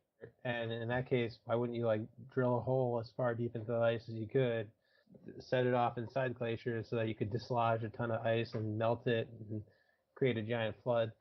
So yeah, but that's actually really interesting. That part didn't even occur to me. The fratricide idea that, you know, if they don't detonate precisely simultaneously, the one that goes first will vaporize the other one, and then. I guess the idea there is that one of them will go off if someone tried to dismantle the other one. Maybe that's why they did two. Okay, so that is enough of the kind of what the bomb is like and how it's going to be used. I want to get back to this issue that bothered me, which was the Wolf Blitzer scene. Okay. Which I thought was a pretty powerful moment until I realized that it was a fake out. When you see Ethan Hunt with his sad face and he's looking on the CNN and he's hearing Wolf Blitzer talking about how there's bombs going off at the same time in these three major cities, and I was wondering, like, what actually would be how a nuclear war would. Right, and that's why this is why, I mean, we said earlier I was not fooled by it. It didn't feel like it had the gravitas of. I feel like if Wolf Blitzer was actually reporting on this, even his robotic, monotone like delivery would be broken by that, and he would show some sign of just being crushed by, you know, the reality of what was happening. Yeah, it's an interesting one. There isn't a lot of literature about like how someone would report a nuclear terrorist incident. There is some interesting films about that. Like if we did this movie Special Bulletin on the podcast, which I love talking about. I thought that's one of the best TV movies about nuclear weapons and nuclear attacks that I've ever covered. It's a very powerful movie. I'd recommend it. And that's really good about showing a local TV news broadcaster talking about these issues. But then I wanted to look at how would the news plan to report nuclear war or like the end of the world through a nuclear attack. And I found two things here. One, CNN, and one, the British Broadcasting Channel, BBC. So let's talk first about BBC. So they have this thing during the Cold War called Wartime Broadcasting System that the BBC would use. And they had this plan called the War Book. There would be 11 protected bunkers of deferred facilities spread across the country with BBC studios. And there'd be staff drawn, 5 or so, from different local radio stations that would be the ones in charge of reporting what was going on in the event of a full-scale nuclear attack. The staff would be mostly male. So they could not reproduce and create more new newscasters, baby newscasters? Nope, they couldn't tell their wives that they were on the list at all for the bunkers. It had to be kind of a secret part of their plan. And according to BBC articles about this, the quote here is, "To keep the public amused during Armageddon, a collection of cassette tapes of old radio programs, including The Goon Show, would be kept in a gray locker." It was eventually realized, however, that these would be redundant because if there was a nuclear attack, radios would be dependent on batteries and those would need to be conserved for news and important announcements. So they decided that we had all these funny shows to keep people entertained when they're hiding out in their protected zones, their inner cores of where they were hiding. They weren't meant to be encouraged to leave the radio on to hear the latest fun show and all that kind of stuff. There were code words to tell people that the plan was activated and that they needed to. Those were redacted largely from the book when it was released in public, this war book. But one of them they forgot to black out was called falsetto, which was what you would authorize a national warning to tell people there was an incoming attack. A Radio 4 news reader named Peter Donaldson. He had a well-known, trusted voice. He would record the most recent warning announcement that was found out. And this is what the tape would say. The tape would say, "This is the Wartime Broadcasting Service. The country has been attacked with nuclear weapons. Communications have been severely disrupted, and the number of casualties and the extent of the damage are not yet known. We shall bring you further information as soon as possible. Meanwhile, stay tuned to this wavelength and stay calm and stay in your own homes." Like that would be the report that would be released. It wouldn't. That would be what people would hear on the radio, would see on television of how all this would work out. And maybe this was the pressure of having to record this particular very grim message. But after they recorded this with Peter Donaldson, according to the British BBC official that was in charge of this plan, Michael Hoder, they all drank a bottle of whiskey to calm themselves. Nothing like a whole bottle of whiskey to calm the nerves. So this is back in the day, a long time ago. I mean, to take this into the modern era, I mean, how do you think CNN would handle this? Is there any clues into how the CNN broadcast would actually look if this happened? So this is interesting. So this came out a couple years ago. A CNN intern found a tape that was called Turner Doomsday Video, HFR. Till the end of the world confirmed. HFR means hold for release. So this intern released this story about a tape, and according to the news reports, Ted Turner, who is the billionaire founder of CNN, he ordered the creation of a video that would play as the world ends. Whether it's nuclear apocalypse, which what people assumed, or anything, right? Climate change, alien attack, something. The world's ending. This is the last thing that they'll play on CNN. And what the video is, and you can see this on YouTube, it is a video of the U.S. Army Forces Command Band playing Nearer My God to Thee as the music ends and fades to black. This is also supposedly the song the band was playing when the Titanic sunk. And it's a video that's pretty clearly like Ted Turner's home, like one of his like mansions, and it's the band playing in front of it, and it fades to black.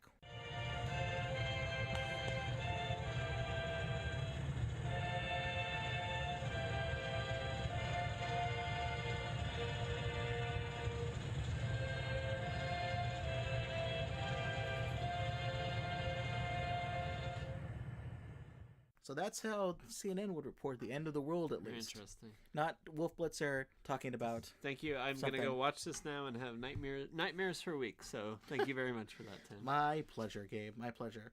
All right, so that's enough nukes talk here. Let's do our parking lot movie discussion. The movie's over. Literally, in this case, Gabe and I are in the parking lot having a chat. And James is there too. Yeah, James is there in spirit for us. So for this kind of piece here, did you guys think that these nuke issues, probably not, like did they detract from your enjoyment of the film? Like, I enjoyed the fake out stuff here and there, but the fact that this movie, I really was going in weirdly enough expecting that there would be a bomb that would go off and they would have to deal with the consequences, the quote unquote fallout of it. I don't know, maybe that was too depressing for a summer movie, but did you guys, what do you think about this theme here that the movie's called Fallout, kind of what it means, and did you enjoy the film and what it was trying to do on a narrative point, or maybe just an action point? James? Yeah, so I mean, I would say the nuclear nitty-gritty, obviously, since I wasn't aware of it at the time, even now that I am aware of it, really doesn't detract too much from the movie for me, because really what they're there... Because you're a normal person. But, like, they're there to beat the MacGuffin. You got these 3 cores. They're little hot potatoes. And everyone's running around frantically trying to get their hands on the cores, and you have multiple parties involved. They're all intriguing to get their hands on this thing, and that creates all the suspense and the thrill of the movie, and it's just like a classic Mission Impossible, structure for the plot, where it's Ethan Hunt's in the middle of this crazy hunt for the MacGuffin. He doesn't know who wants it and why. He doesn't know who's on what side and why, but he's going to use his wiles and his amazing spy capabilities to win in the end. So yeah, the whole movie, I mean, it was like at least 2 hours 15 minutes, maybe 2.5 hours, and the whole time I watched it with my wife Maria, and we were just like kind of on the edge of our seats, like super tense. I remember when the movie ended, I felt like muscles in my body were, feel them all kind of untense. So I thought it was pretty successful. Now, Gabe, you and your wife did not have that kind of reaction for this film. Maybe in some parts, but maybe not the whole thing. Yeah, I don't know. It was a little too much, too many tropes, too much stuff that I'd seen before. And the nuclear thing in the back, I just didn't. Yeah, toward the end, it came together a little bit when they're in Kashmir and the whole group is together. But that wasn't a driving factor of the plot for me. It was more of just as James said, just this kind of like MacGuffin thing that just needed to move the plot along. It was maybe a missed opportunity. They could have done something more there. I really thought that some of the action scenes, some of the chase scenes were very high quality, but in terms of just the narrative, it seemed a little borrowed from stuff I'd seen before. It wasn't, it didn't really excite me too much. It was put together very nicely. Color grading was great, lots of teals and oranges, but no, that's kind of how we felt about it. Okay, yeah, I guess this whole Fallout theme, according to the director, the title had different meanings. There were literal ones and figurative ones. The literal was the threat of nuclear terrorism, and the figurative one was all of the choices Ethan has made in his life, like all of the previous movies, are now coming back to haunt him. The fallout of his good intentions. I really don't know how well they did that part of it. I thought they tried, and there were some references to the fact that he's had a previous life that he tried to have and it didn't work out and all this stuff, and the fact that he kidnapped or he captured Solomon Lane, so now that's coming back to get him. I don't know. To me, that wasn't as narratively strong as the literal side of the Fallout piece. Well, and you don't see this moment where he's ever, even though there's all this stuff going on, you never see a moment where Ethan Hunt like breaks down or realizes the weight of all this. It's usually the other characters. Like there's this one scene where Luther talks to Ilsa and says, like, talks about his background and everything. He's loved 2 women. But like Ethan is just like moving with this. He never stops to like suffer from this, and you have an idea that he probably would suffer if the Solomon's plan were to go forward, but you never really see it impact him at all. It's just kind of this thing. You know where you see it is Mission Impossible 3, because at one point, spoiler alert for Mission Impossible 3, I'll give people a second here, is there's a moment where he thinks that his wife just got shot, and you see him just completely break down. He's trying to like, no, what if I do this? What if I do this? Talk this, and he thinks the wife gets shot, and obviously it's a fake mask thing, another one of those. Right. But that moment broke Tom Cruise's character, and I liked that. There wasn't an equivalent moment in this film, so I'll say that's certainly not the case. Before we let James get out of here, let's do our quick rating system of the film. I want to crunch the numbers here because we always like to do a tailored rating system, 1 to 5, so it's consistent, but making sure that if we're going to be super critical about the film, we want to be super critical about our rating scale. And for here, let's do 1 out of 5 wolf blitzers, because a lone wolf blitzer is enough to report the occasional piece of breaking news, but 5 wolf blitzers, you can literally fill up a situation room. Too many wolves. Too many wolves. Too many wolves. I will say that this movie, for me, clicked and worked very well. I'm going to give it a 4.5. Not a perfect movie, but the emotional reaction I had in the action sequences and everything, despite the nuclear nonsense, I would recommend this movie to anyone who enjoys a good time. James, what about you? I would give it the exact same rating for the exact same reasons, except for the fact that I think in this case we really need to be working with integers of wolves. I don't want to see. So I'm going to give it 4 wolves out of 5. Gabe, what about you? I'm going to go 3.5 here. Actually, a little bit lower. I thought it was a fun... That's higher than I thought you would have given it. No, I mean, compared to what I was saying last night, upon reflection, it was a fun, blockbuster type movie. I think I went in with overly high expectations given that it had such a high rating, but I thought it was just another garden variety, run-of-the-mill action type movie. Some very like memorable scenes, but on the story side, nothing wonderful. Great color grading, those teals and oranges, man. I just couldn't, they did such a great job with that. Well, your birthday's coming up. I'm gonna get you that exact paint palette, and you can enjoy painting your house that color. All right, so let's do our final piece here, where we usually recommend something for the listeners to try out. If they liked Mission Impossible Fallout, here's a few things that would be of interest to read or watch afterwards. I've got 3 things. Gabe, I think you've got some stuff. I know James doesn't have anything here, but we've got 3 things to recommend on my end. First is a movie called Fat Man and Little Boy. It's from 1989. It stars Paul Newman and a couple other actors, including a character played by John Cusack, who is a Manhattan Project scientist who gets involved with a criticality accident and dies in the course of experimenting with a plutonium core. You see a flash of blue light. He causes too much criticality by using his half sphere of beryllium in a screwdriver, playing around with it, trying to get it to do a critical reaction, but it's too much. Everybody gets zapped, and he eventually dies. And the people, when you get trained in EOD or explosive ordnance disposal teams, their first day, they play the tape of him dying in a hospital room to show how serious it is when you deal with these types of materials. The scene is very well done in Fat Man and Little Boy, and I'd recommend checking that out. I guess you can actually get the whole thing on YouTube. I also recommend the movie Ronin from 1988. It's a great action movie with Robert De Niro and Jean Reno. One of the best car chases, I think, in movie history. It's a great mystery, lots of twists, lots of double crosses. So if you like Mission Impossible, definitely check this out. And finally, something to read. I would read an article by Matthew Gault, who does the War College podcast. He wrote this article in War is Boring, and as well as the National Interest, called Mission Impossible Fallout Missed Its Chance to Tell a Good Nuclear War Story. So I would definitely check that out.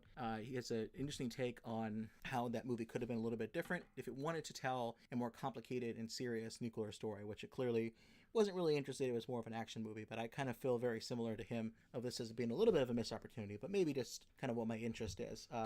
The War College podcast, I was also on that a couple years ago to talk about dragons and Game of Thrones and nukes and things like that. So if you don't have that podcast on your subscription feed, also check that out, called the War College podcast. Gabe, you got something to recommend to people? Yeah, I would recommend a couple of things. So first, as I said, there was that scene in Paris that really reminded me of this short film from the 1970s. It's called C'était un rendezvous, C'*ETAIT space UN space RENDEZVOUS.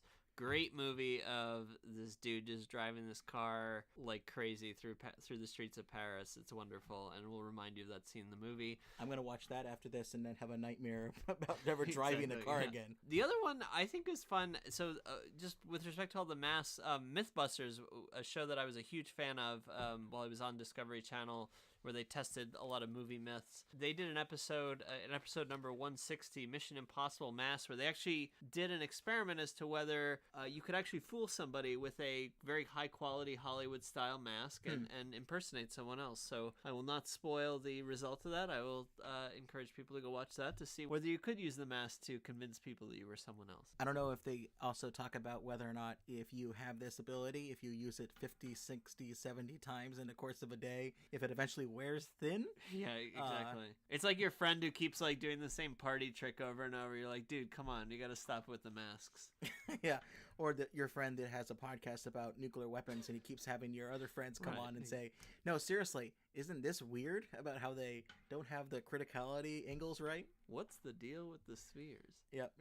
Well, thanks. Those are good recommendations. All right, James, thanks so much for coming on the podcast on Skype. We'll have to get you in the podcast studio / my basement at some point in person when you're back here in DC. But I hope you had a good time, and thanks for coming on talking about Mission Impossible Fallout. My pleasure. Tim, Gabe, it was a great discussion, explosive, if you will. And hope to be back on the podcast again and see you guys soon.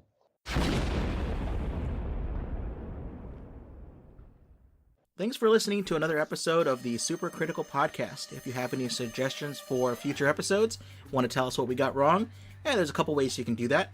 We got a website, supercriticalpodcast.com. We got a Facebook page, facebook.com/supercriticalpodcast. I'm on Twitter when I don't have other actual real professional work to do, at Nuclear Podcast. You can reach us there. And I also have an email account that I check, supercriticalpodcast@gmail.com.